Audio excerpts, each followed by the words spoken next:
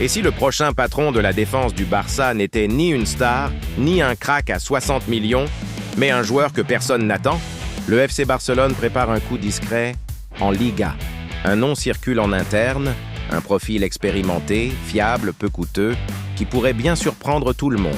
Depuis plusieurs mois, le Barça cherche désespérément de la stabilité défensive. Malgré une position de leader, les dirigeants ne sont pas satisfaits. Ronald Araujo, longtemps présenté comme le futur patron, ne donne plus entière satisfaction. Et dans un contexte économique fragile, impossible de faire une folie financière.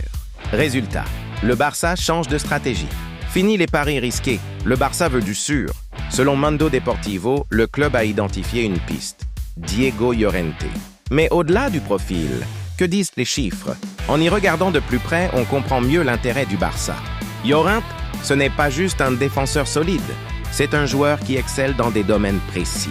Prenons ses passes progressives. Il réussit un nombre de passes cassant les lignes supérieures à la moyenne des défenseurs de Liga, ce qui est crucial pour initier les attaques. En défense pure, il affiche une moyenne de tacles réussis et d'interceptions par match qui le place parmi les bons élèves du championnat, preuve de son intelligence de lecture du jeu. Ce genre de pari rappelle d'autres coups de génie du Barça. Souvenez-vous de Henrik Larsson, arrivé gratuitement en 2004, devenu un joker de luxe et héros de la finale de la Ligue des Champions 2006. Ou encore Seydou Keita, recruté pour 14 millions, un travailleur de l'ombre indispensable au succès de l'ère Guardiola.